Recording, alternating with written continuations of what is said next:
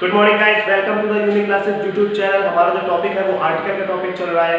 कल मैंने आपको इसके नियमों के बारे में बताया था। आज हम बात करेंगे ए एंड का यूज कैसे होता है। तो सबसे पहले बात करते हैं शब्द का प्रथम अक्षर, जैसे कि M, F, N, X, L, H हो, लेकिन उच्चारण के प्रथम ध्वनि स्वर हो, मतलब कि वॉवेल हो, तो ऐसे शब्दों के पूर्व एन का प्रयोग किया जाता है। ऐसे शब्दों के पूर्व एन का प्रयोग किया जाता है। अब हम देखते हैं कैसे। लिखा है ही इज एन एमएलए या एमपी। अब एमएलए या जो एमपी हमारा ये जो लिख रखा है, तो लिखा तो एम है, एल लिखा। आप कहेंगे ये वॉवेल शब्द तो है नहीं, लेकिन जब हम एम इसका उच्चारण किया, एम एल लिखा, एम भी लिखा है, एल भी लिखा, ये चीज देखिए आप। इसीलिए मैंने आपको ये सर्कल कर रखा है एम और ये एमपी। एमएलए एमपी कुछ भी हो सकता है। तो आप ये देखें तो पहला साउंड निकला तो वॉवेल निकल रहा है, मतलब स्वर, हिंदी वर्ड हमारा के स्वर निकल रहा है। इसीलिए इन जगहों पे एन का यूज किया है हमने। पहले में भी है, दूसरे में भी एन का यूज किया। ए का यूज नहीं हो सकता क्योंकि स्वर निकल रहा है। दूसरा लिखा she is an LLB, she is an LLB. तो यहाँ भी जब एल का उच्चारण करेंगे, एल का तो ए पहले निकल रहा है ना, तो उसमें वॉवेल निकल रहा है ना, तो इसलिए हमने यहाँ भी एन का यूज किया है। दूसरे में बात करते हैं, ये बात तो आपको कल भी पढ़ा चुके हैं। लिखा सिंगुलर काउंटेबल नाउन से पूर्व ए एन का प्रयोग किया जाता है। सिंगुलर काउंटेबल जो नाउन होते हैं उनसे पहले भी हमारा ए एन का प्रयोग किया जाता है। जैसे कि ये देखिए, आप पेट सिंगुलर काउंटेबल नाउन है, आप कार ये हमारे सिंगुलर काउंटेबल नाउन है, इसलिए हमने इनके पहले ए एन का यूज किया है। आज यहाँ वॉवेल शब्द तो कोई लगा नहीं रहा, यहाँ पे वॉवेल शब्द कोई निकल रहा, हमारा स्वर निकल रहा जो एन का प्रयोग करे, इसलिए हमें दोनों में ए का प्रयोग करें। अच्छा, अब तीसरे वाले में आप देखिए, लिखा यदि नाउन से पूर्व कोई एडजेक्टिव आता है तो ए एन को उस एडजेक्टिव के पहले लगाते हैं। आई रिपीट, एक बार फिर से समझिए। नाउन से पूर्व यदि कोई एडजेक्टिव आता तो ए एन को उस एडजेक्टिव के पहले लगाते हैं, और यदि कोई एडवर्ब पूर्व में आया हो तो ए एन को उस एडवर्ब के पहले लगाते हैं। देखिए ध्यान से देखिए, देखा Sita is a beautiful girl. Sita is a beautiful girl. Beautiful girl, beautiful क्या है हमारा यहाँ पे एडजेक्टिव, मैंने यहाँ पे लिख रखा है आपके लिए। और ब्यूटीफुल से पहले सिंगुलर काउंटेबल नाउन है, इसलिए हमें इसके पहले ए एन तो लगाना ही पड़ेगा, इसलिए हमने ए का यूज लगाया है। अगर वॉवेल साउंड निकलता तो हम वॉवेल लगाते, यानी कि एन का यूज करते हैं, है ना। उसके बाद दूसरा लिखा है number B, Sakshi is an extremely beautiful girl. ये देख सकते हैं आप, नाउन है, ब्यूटीफुल एडजेक्टिव है, एक्सट्रीमली हमारा एडवर्ब है, और ये सिंगुलर काउंटेबल नाउन की बात हो रही है, इसलिए हमने इसके पहले एन का यूज किया। और एक्सट्रीमली हमारा जो इसका जब प्रोनाउंसिएशन हम कर रहे हैं तो हमें वॉवेल साउंड मिल रहा है, इसलिए हमने इसके पहले एन का यूज किया है। अब हम दूसरी बात करते हैं, सामान्य रूप से प्रॉपर नाउन से पहले ए एन का प्रयोग नहीं किया जाता। प्रॉपर नाउन से पहले कभी ए एन का यूज नहीं किया जाता। आप अधिकतर जो पढ़ते होंगे सामान्य रूप से नहीं किया जाता इनके साथ यूज।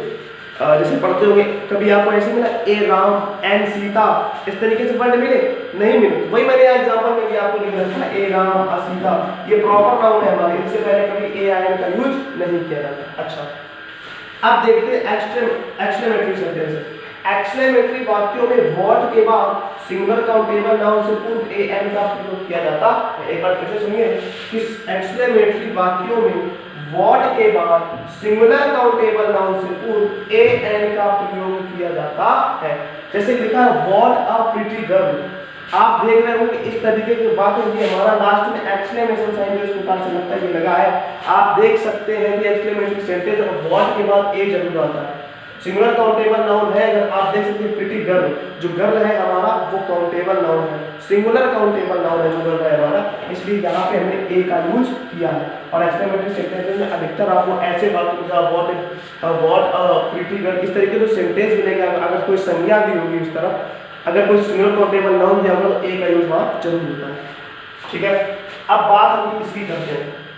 लिखा है प्रतिमाह, प्रतिवस्तु, कीमत के संदर्भ में प्रयोग पर, कीमत के संदर्भ में प्रयोग करने पर ए एन का प्रयोग किया जाता है। एक बार फिर से समझ लीजिए, लिखा है प्रतिमाह, प्रतिवस्तु, कीमत के संदर्भ में प्रयोग करने पर ए एन का प्रयोग किया जाता है। कैसे किया जाता है? जैसे लिखा है she can run 12 kilometre an hour, कि वह दौड़ सकती है 12 किलोमीटर, वह 12 किलोमीटर दौड़ सकती है 1 घंटे। कितने घंटे? 1 घंटे में। अब या तो यहाँ ए आवर लगाओ या एन आवर लगाओ, भाई ए एन का यूज तो होगा, क्योंकि प्रति प्रति मतलब क्या है, प्रति वस्तु, प्रति कीमत, प्रति समय बताया जा रहा है, एक घंटे। जैसे हम आपको कोई सिमिलर चीज होती है जैसे 1 घंटे, तो ऐसे बताते हैं ना एन ओवर, इस तरीके से हम बात करते हैं ना, तो वही है यहाँ पे। अगर ऐसे कोई बात दिया है कि सी के अंदर 12 किलोमीटर एन ओवर, सिर्फ ओवर नहीं लिख सकते हो, ए एन का यूज करना पड़ेगा, है ना। तो हमने क्या लिखा एन ओवर। अब एन क्यों लगाया, क्योंकि ओवर ओवर हमारा क्या निकल रहा है, हमारा वोवेल शब्द निकल रहा है, इसलिए हमने एन का यूज कर लिया। अच्छा, दूसरा क्या है, राइस सेल्स 50 रुपये 1 किलो, चावल बिकता है 50 रुपए में प्रति किलो, चावल 50 रुपए प्रति किलो बिकता है। अब प्रति किलो 1 किलो की बात होगी तो ए एन का यूज करना ही पड़ेगा, क्योंकि प्रति के लिए अगर 1 किलो चावल 1 महीने, इस तरीके से जब सेंटेंस में चीजें आ जाती हैं एक चीज के लिए, तो एक ही चीज के लिए ए एन का यूज होता है ना, आप जानते हैं। तो इसीलिए यहाँ पे 1 किलो का बात हुआ, तो यहाँ पे हमारा वोवेल तो साउंड निकल रहा है, इसलिए हमने ए का यूज कर दिया। दूसरा हमारा लिखा है I earn 20,000, I earn ₹20,000 a month, कि मैं एक महीने में 20,000 रुपए कमाता हूँ या अर्जित करता हूँ, ठीक है। तो आई अर्न 20,000 रुपये आ मंथ, एक महीने की बात सुनिए। अगर 3-4 महीने की बात करता तो वो यहाँ लिख देता, लेकिन एक महीने की बात कर लिया तो इसलिए ए का यूज कर दिया, वोवेल साउंड है नहीं इसलिए ए का यूज किया। अच्छा, अब एक चीज देख लीजिए, प्रोफेशन मतलब व्यवसाय से पूर्व ए एन का प्रयोग किया जाता है। प्रोफेशन मतलब कि व्यवसाय से पूर्व ए एन का प्रयोग किया जाता है। इस चीज का तो मैंने ऊपर ही आपको बता रखा है ना, लेकिन ये तो मैंने आपको शब्दों के अकॉर्डिंग बताया था। अब इसमें व्यवसाय, he is an MP MLA MLC SDO FO, इन शब्दों का जब उच्चारण करेंगे तो पहला वर्ड आपको वोवेल ही मिलेगा, इसलिए मैंने यहाँ पे आपको एन लगा दिया। ये भी व्यवसाय है, एमएलए होना उनका व्यवसाय है ना, वो इस फील्ड पे काम करते हैं, भले ही नेता है तो काम करते हैं, उसका व्यवसाय है, ठीक है। दूसरा लिखा है ही इज अ नर्स या अ टीचर या ए डेंटिस्ट, तो ही इज अ नर्स ये व्यवसाय है ना, ही इज ए, हम कहते हैं he is a teacher, he is a doctor, तो ए का यूज होता है ना, वही यहाँ पे किया गया है, ये व्यवसाय के पूर्व दिया गया कि ए एन का प्रयोग किया जाता है। अब हमने रूल नंबर 7 की तरफ चलते हैं, तो यहाँ पे क्या लिख रखा है, किसी विशिष्ट व्यक्ति की विशेषताओं के संबंध में किसी अन्य व्यक्ति को पहचान दी जाए। एक बार फिर से ध्यान से सुनिए, लिखा है किसी विशिष्ट व्यक्ति की विशेषताओं के संबंध में किसी अन्य व्यक्ति को पहचान दी जाए तो ए एन का प्रयोग किया जाता है। जैसे लिख दिया जाए he is a Hitler, Hitler एक बहुत ही महान व्यक्ति थे, हिटलर एक बहुत ही महान व्यक्ति थे, लिखा he is a Hitler, a रिस्पोर्ट लाइक हिटलर। तो एक जो व्यक्ति है ना, एक जो व्यक्ति है उसकी तुलना की जा रही है, उसकी जो पहचान है ना उसके समान बताया जा रहा है कि ही इज ए हिटलर, कि वह एक हिटलर है, लेकिन वह एक हिटलर नहीं। अब यहाँ आप देख सकते हैं कि ए लगा दिया गया हिटलर। आप यहाँ देख सकते हैं कि हिटलर जो है, आप एक विशेष नाम है तो विशेष नाम से पहले ए लगा दिया गया, तो ही इज अ हिटलर, क्योंकि यहाँ पर उसकी विशेषताओं को किसी अन्य व्यक्ति के साथ तुलना की जा रही है, किसी अन्य तुलना नहीं की जा रही है, उसकी पहचान को किसी अन्य व्यक्ति के साथ जोड़ा जा रहा है कि उसके जैसा, उसके जैसा। दूसरा पढ़िए, ही इज अ गांधी, क्या लिखा है, he is a Gandhi, Mahatma Gandhi के बारे में तो सबने सुना है ना, तो लिखा है ही इज अ गांधी। तो जो हम वो व्यक्ति की बात कर रहे हैं कि वह एक गांधी है, तो गांधी नहीं है, उसकी तुलना की जा रही है गांधी के साथ, मतलब तुलना की जा रही है, मतलब उसको उनके जैसा महान बताया जा रहा है, गांधी जी के जैसा महान बताया जा रहा है। तो वही यहाँ पे लिखा जा रहा है कि ही is A Gandhi, he is ए गांधी, क्योंकि वह महान है किसके जैसा, एज ग्रेट एज गांधी। तो यहाँ पे गांधी के समान, इसमें गांधी के समान बताया जा रहा है, तो यही पहचान देते जिस तरीके से गांधी थे इस तरीके से ही वो है। जैसे हम नहीं कह देते हैं कि अपने मोहल्ले में कोई लड़ रहा हो तो कहते हैं तुम बहुत वो बन रहे हो, है ना, तुम बहुत नेता बन रहे हो, तुम बहुत वो बन रहे हो, मतलब कि नेता बन रहे हो, ये कर रहे हो, वो कर रहे हो। तो हम किसी व्यक्ति से तुलना करते हैं ना, मान लो कोई महिला लड़ रही होती है तो वो महिला कितनी देखो लड़ रही है, एकदम झांसी की रानी जैसे लड़ रही है, तो हमने क्या कह दिया, उसको झांसी की रानी जैसा मान बता दिया कि नहीं बता दिया। तो वही बात हम कर रहे हैं यहाँ पे,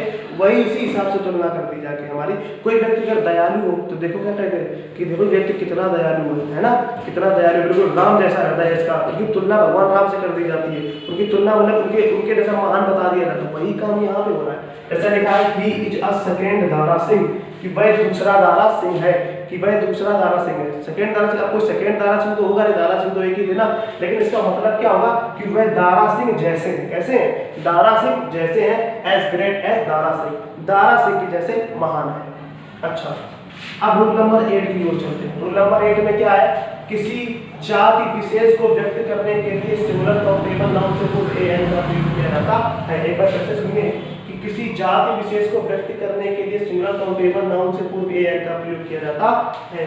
देखा, डॉग इज एन एनिमल, ये जो डॉग है ना, इसकी जाति को बताने के लिए। कुत्ता क्या है? कुत्ता क्या है? कुत्ता एक जानवर है। तो जब हमने बताया कि डॉग इज एन एनिमल, कुत्ता एक जानवर है, उसके पहले भी हम ए एन का प्रयोग करते हैं। एनिमल में साउंड निकल रहा है बॉबे का, तो हमने एन का यूज किया कि डॉग इज एन एनिमल, कुत्ता एक जानवर है। इस तरीके से इसीलिए यहाँ पे लिखा है किसी जात विशेष को व्यक्त करने के लिए, यहाँ पे व्यक्त किया जा रहा है, कुत्ते को व्यक्त किया जा रहा है कि वो जानवर है, एनिमल है। उसके बाद हम बात करते हैं अ पीकॉक इज ए बर्ड, कि जो मोर है, मोर है, अ पीकॉक इज अ बर्ड। तो ये जो पीकॉक है ये क्या है? ये एक बर्ड है। इसको बताया जा रहा है कि जो पीकॉक, उसकी जाति क्या है? वो चिड़िया की है। अ peacock is a bird, a peacock is a bird, जाति विशेष को व्यक्त, इनकी जाति को व्यक्त किया जाता है। पीकॉक क्या है? A bird. इसी प्रकार यहाँ पे क्या है? डॉग क्या है? अ एनिमल। तो ये आपके जो रूल थे वो थे ए के और एन के, यानी इनडेफिनिट आर्टिकल के। और अब जो हमारा अगला पार्ट इसका आएगा वो आएगा डेफिनिट आर्टिकल, मतलब कि दा के बारे में। अभी तो ए एन के बारे में बात की, अब हम जो अगला टॉपिक आएगा उसमें हम दा के बारे में बात करेंगे। तब तक आप इस वीडियो को बार बार देखिएगा। आपने अगर हमारा पिछला वीडियो नहीं देखा है तो उसको जरूर देखिएगा, उसमें रूल्स है, तभी आपको ये वीडियो समझ में आएंगे। और तब तक के लिए सुरक्षित रहें। थैंक यू, जय हिंद।